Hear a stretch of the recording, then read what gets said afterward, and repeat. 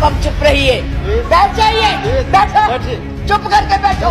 अरे आज यहाँ बैठे हुए हो, हवाई जहाजों में चलते हो और उनमें चलते हो, किसने दिए, किसने बनाए? आज स्कूल कॉलेज यूनिवर्सिटी किसने बनाए? IIT किसने बनाई? MMT किसने बनाए? जिसमें आज आप दिखाई दे रहे हो। क्या किया है 6 साल में? केवल भारत को तोड़ने की कोशिश की है, भारत को बांटने की कोशिश की है और कुछ नहीं किया है। मोहम्मद गौरी को किसने बुलाया था? किसने कहा था दिल्ली में आग बंद करने के लिए? कौन जयचंद था? महाराणा प्रताप जब हल्दी की घाटी में लड़ रहे थे, किस राजा ने उसकी मदद की अकबर के खिलाफ थे?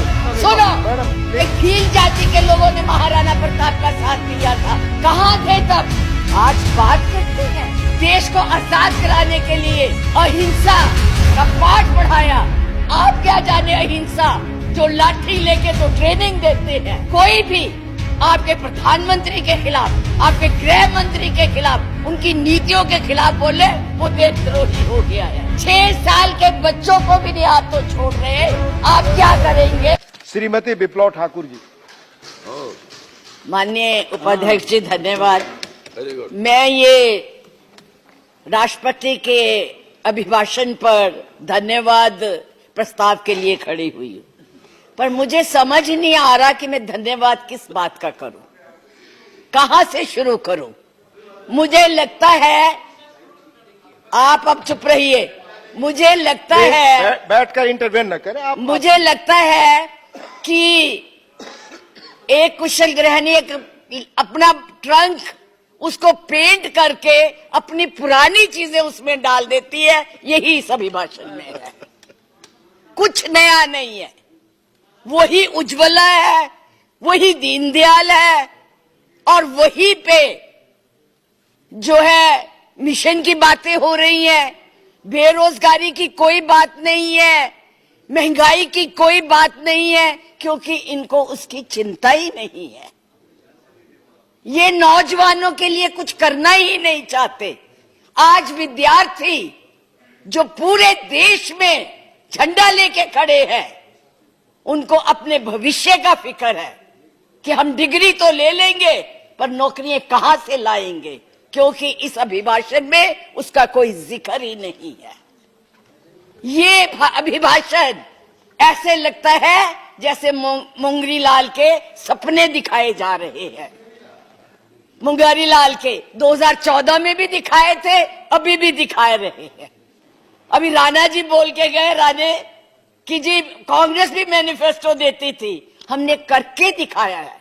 आज अगर आप गरीबी की रेखा से नीचे देखें तो लोगों का हुआ है।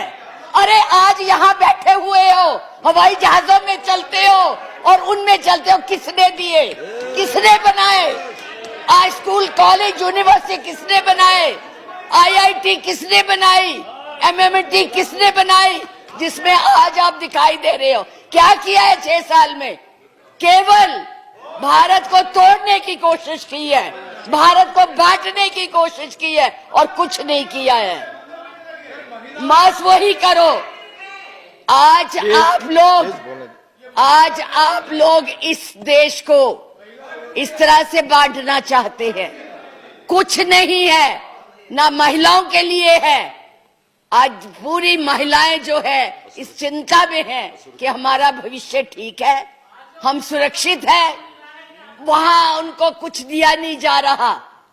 और मैं ये कहना चाहूंगी कि मैं पूछना चाहती हूं, क्योंकि आप बहुत इतिहास के बखे हुए हैं, मोहम्मद गौरी को किसने बुलाया था?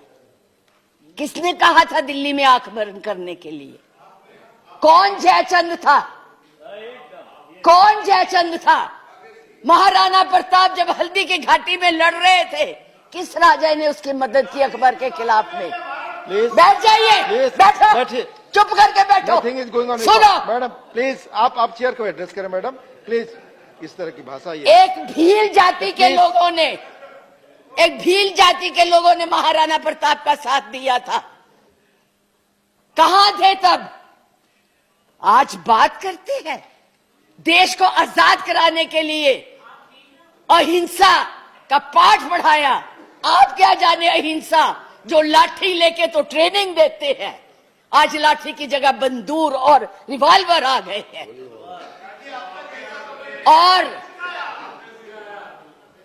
हमने सिखाया आपको हिंसा, आपने सिखाया है जनता को हिंसा, नफरत। मुद्दे पर बोले, इधर बोले, और चेयर को एड्रेस करें प्लीज। आप चेयर को एड्रेस करें। और आज तो मैं उपाध्यक्ष जी देशद्रोही की भी परिभाषा पूछना चाहती। क्या है देशद्रोही की परिभाषा? किसको देशद्रोही कहते हैं? मुझे याद है जब कम्युनिस्ट पार्टी ने भारत की आजादी को नहीं माना था, 4 साल के लिए बैन कर दी थी, लेकिन उनको देशद्रोही नहीं कहा था नेहरू ने। सरकार ने देशद्रोही नहीं कहा था। पंडित नेहरू के खिलाफ लोकसभा में वाजपेयी जी बोलते थे, उनको देशद्रोही नहीं कहा था। आज कोई भी आपके प्रधानमंत्री के खिलाफ, आपके गृह मंत्री के खिलाफ, उनकी नीतियों के खिलाफ बोले, वो देशद्रोही हो गया है। उनको जेल में डाल दो, उनको पकड़ लो। 6 साल के बच्चों को भी नहीं आप तो छोड़ रहे। आप क्या करेंगे? आपके पास ना तो कोई कार्यक्रम है, ना आपके पास भारत के लिए कोई नया सोच है, कुछ नहीं है। केवल एक सोच है कि कैसे इस देश को तोड़ा जाए। 70 साल में उपाध्यक्ष जी हमने पाकिस्तान का इतना नाम नहीं लिया था जितना ये 6 सालों में ले रहे हैं। हमारी महानायिका ने पाकिस्तान के 2 हिस्से कर दिए थे, बांट दिया था, और ये आज पाकिस्तान के नाम से डरा रहे हैं। और वैसे कहते हम बहुत मजबूत है, हर बात के लिए पाकिस्तान, हर बात के लिए पाकिस्तान। क्यों भाई? क्या है वो? आपका कुछ लगता है? हाँ, जरूर लाहौर में जरूर बिरयानी खाने गए थे, कांग्रेस नहीं खिलाती, बिना बुलाए गए थे। और आज बात करते हैं, किसकी बात करते हैं? मैं ये कहना चाहूंगी कि इस भारत को मत तोड़िए। बड़ी मुश्किल से पटेल नेहरू ने इकट्ठा किया है, आप तोड़ रहे हैं। आप नहीं कहते हैं, आप तोड़ रहे हैं, इसका विभाजन कर रहे हैं, लोगों को बांट रहे हैं। मैडम आप चेयर को एड्रेस करें, आपस में लोग, मैं उनको एड्रेस ही नहीं करती जी, मैं उनको समझती कुछ नहीं हूँ। वो है ही कुछ नहीं, जिनको बोलने की समझ नहीं है, उनसे क्या बात करनी है।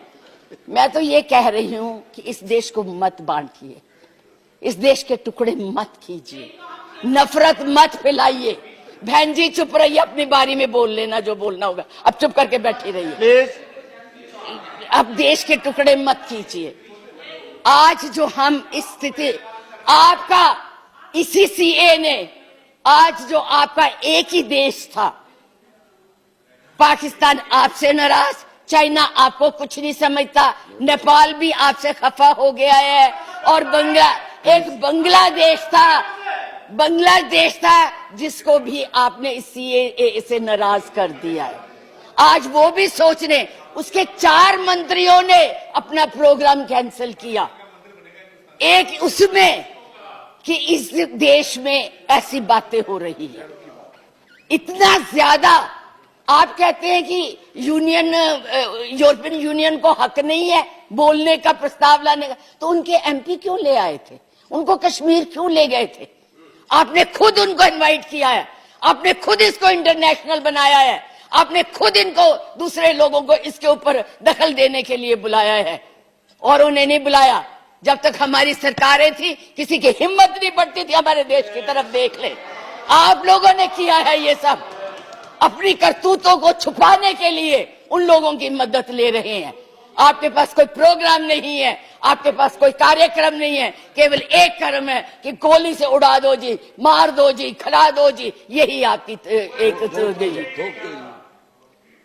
यही आप करने जा रहे हैं। इसलिए मैं आप लोगों से कहती हूं कि इस देश को मत बांटिए, इस देश की एकता को बनाए रखिए।